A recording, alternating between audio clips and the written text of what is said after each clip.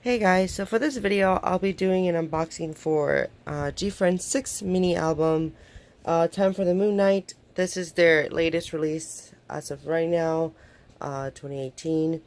I did buy this online, but I've just returned recently to the US because I was in Japan. Um, Unfortunately, I didn't buy their best stuff in Japan, but that will be for another video. But I got this version. There's three versions. I forgot what this one's called. Whenever I think I saw like previews of photo books, and I like this photo book the best. Um, yeah. And like always for my unboxings, I will just talk about my overall thoughts on this comeback and what I want for future releases. But before I start, I'm going to compare this to the size of a jewel case. So for those who don't have this album or want to know how big the album is, they can know how big the album is. So it is this big compared to a jewel case, because I'm pretty sure everyone has seen a jewel case. Here's the front and the back. You get 1, 2, 3, 4, 5, 6 songs in total, plus an intro. Classic Gfriend. They always have intros, and an instrumental for the title track. Here's the spine. I like this blue album actually. Thank goodness they had better packaging this time around, because last year I was not very fond of the jewel cases. So you just slide it out there. Hardcover book. Here's the front cover and the back again with the track list and the spine again. Yes. So here's the disc. Let me actually take it out so you can see what it looks like on the back. It's like a moon.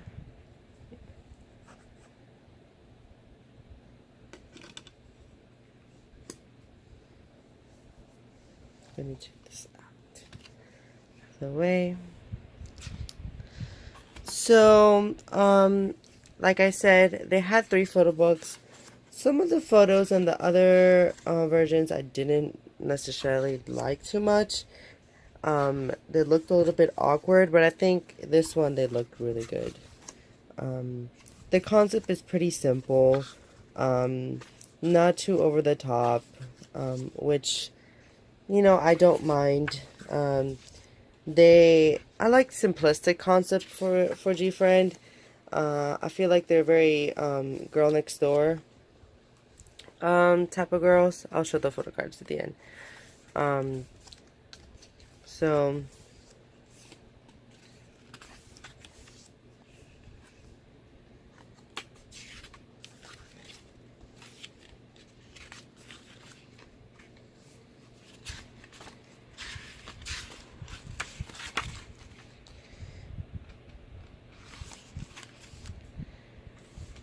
these are other stuff you get.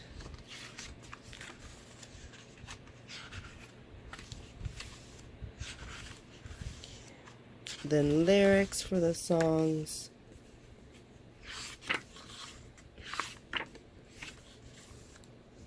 Thanks to, and credits. So very nice photo book. Decent size for you know, for the photo book as well. You do get little extra things these days. For the past couple years, K-pop albums have been adding new little things to albums, aside from photo cards. And this time around, it seems like Gfriend has a coaster. Okay. And I think this, I don't know what this is. So for those who know what this is, I'm thinking is a bookmark. I don't know. And you do get 2 photo cards for this release. I got Shimby This is the back. Actually, put it closer. And cute little photo card. She looks a lot like Jessica there. And of course, Yuju. Finally, I got Yuju. If you don't know, Yuju is my favorite, my bias in Gfriend, and I never had a photo card from her, and I finally do, so I'm really, really happy about it. I'm gonna put these photo cards away, and then put this inside here. So, album packaging, it's a thumbs up for me. Although I don't particularly love slip cases, especially because this is made out of paper, so this can get damaged easily, but overall this is pretty sturdy. It's better than just jewel case packaging. So I like the packaging. As for the album, I wouldn't necessarily say this is, I wouldn't necessarily put this as my top Gfriend release in terms of overall, as an album overall. I think that Bum, or Time for the Moon Night, is a wonderful title track.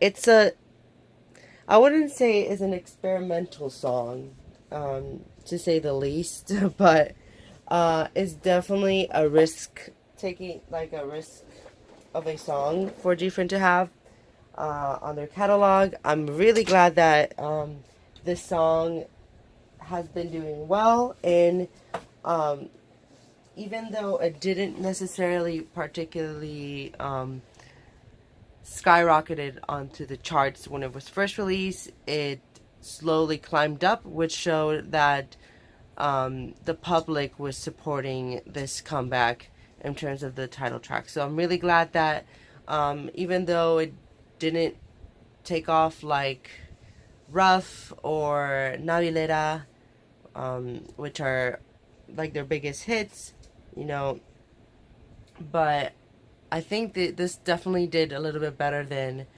Love Whisper and Fingertips. So I still have some hopes for Gfriend to, you know, hopefully pull out another big song. So far this song is still charting well.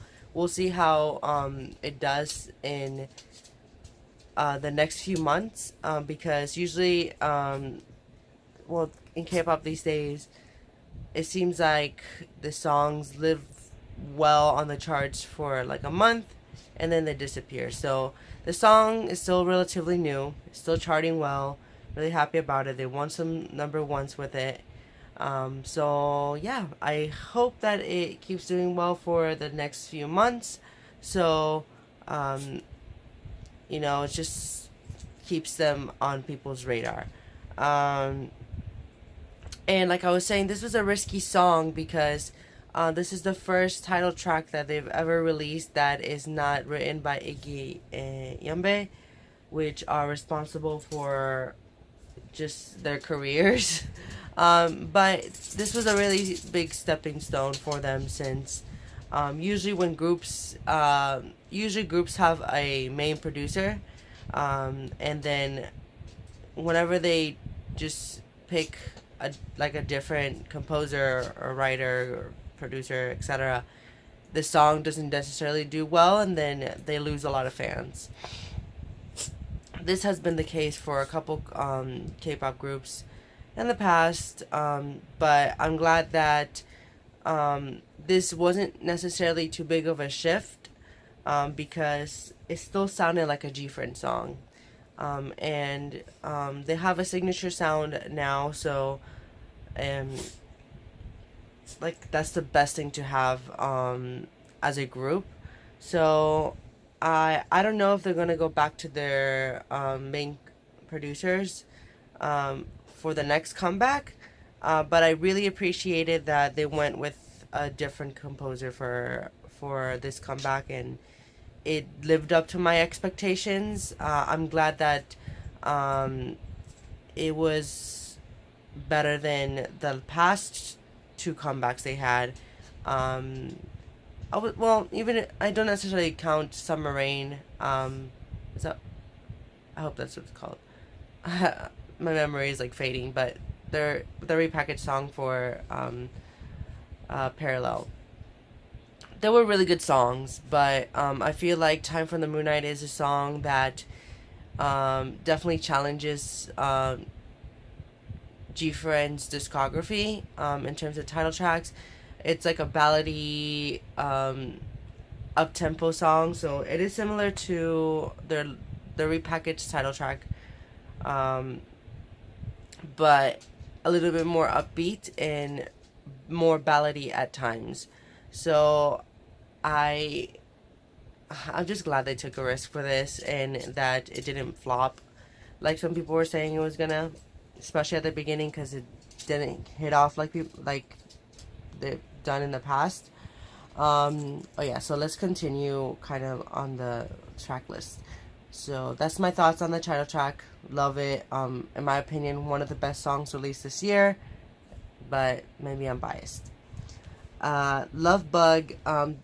If I'm not mistaken, this was the promotional song. So usually, if you don't know, hip hop groups that have, you know, are on the upper tier, they usually promote 2 songs the first week of promotions, and on the showcases they also perform like a promotional song. So for this era, it's Love Bug.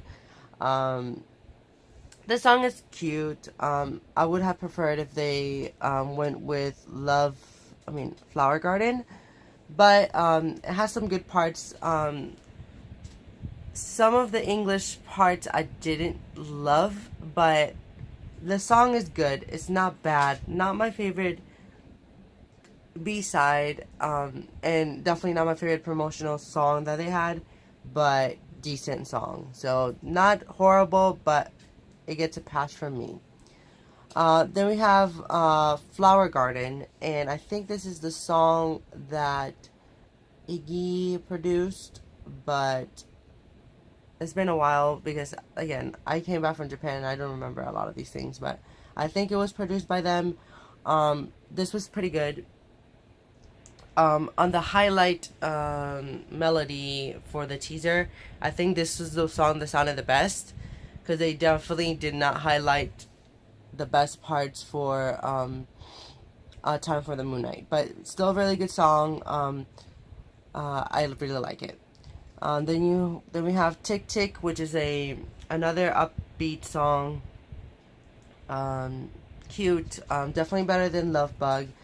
Yeah, it's just great little like up tempo bop, I guess.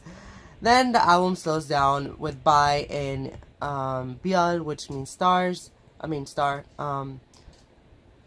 So yeah, so we get 2 just slower tracks at the end, which I don't mind. I think every K-pop album should have a ballad or a slow track. I don't know, maybe that's just for me. I really enjoy just some albums kind of stripping it down a little bit and having a ballad, but the ballad has to be just well produced because I'm very, very, very picky with ballads. I think till this day, Gfriend's best ballad song is, I think it's Sunshine. Sunshine is definitely my favorite one, which is on their LOL album. But I love all of their ballads. I think they definitely executed all of these songs pretty well. And yeah, so this was a solid release from them. Again, not my favorite. I like Parallel as a whole. The Parallel repackage as a whole more than Time for the Moon Knight, but I prefer the title track. Time for the Moon Knight. For the Moon Knight. Such a long title track. Name. Let me see. Oh yeah, like I always say, whenever like new groups release new albums, especially the ones that I just absolutely love, I was hoping for Gfriend to get a full-length album because it's been now 2 years since LOL, and I would. I think they might. I think that Source Music might start doing repacks for the full-length albums, because they did a repack for a mini. So why not? Why wouldn't they make a repack for the full-length album? And it will boost up sales too. I'm glad this did physically as well, but I really wanted a full-length album. So any of you who are hardcore Gfriend fans who know all the little secrets and stuff, fill me in if they're planning to release a full-length album. I think I am almost 100% sure that Gfriend will make another comeback this year. I don't know if it'll be a full-length album, but definitely they're gonna release something. As for Japan, they just released a best stuff release. I almost bought it while I was in Japan for like $17 or $15, but then I was like, you know, I have all these songs in Korean, and maybe I'll just wait a little bit longer for just finding it for really cheap, because I'm planning to get their Japanese stuff. So hopefully now that they released all of their Japanese versions of the Korean songs, they'll have original songs for Japan, which hopefully they will be starting doing that, I don't know, maybe around August, September, so they can start building a fan base in Japan, because Twice has been doing exceptionally well. Blackpink, they've been doing alright, and Red Velvet are releasing their Japanese debut this month. I think so. It's called Cookie Jar, and it's original song. So they've definitely. I prefer whenever they do that. I think the best route is either doing an original song, or doing the best of album and including all your best hits sung in Japanese. So yeah, I'm looking forward to that. But yeah, I was pleasantly pleased with this release. And yeah, let's just hope that this song keeps doing well for a while, and that we get another comeback this year, because I really want a full-length album from them. But if you don't know, if you're really familiar with my channel, I've said this for the last couple months. My interest in K-pop has been like dying down a little bit, and I just look forward to, like, from the second generation groups like Gfriend, Blackpink, and Red Velvet. Like, they are the only ones that I've been keeping my attention on when it comes to girl groups. And you know, Twice and Cosmic Girls, but not with like huge expectations. And for boy groups like Monster X, EXO, yeah. So yeah, I hope I'm not rambling too much now, because now this video is very long. So yeah, thank you guys for watching. Please support Gfriend, buy their albums, and yeah, bye guys.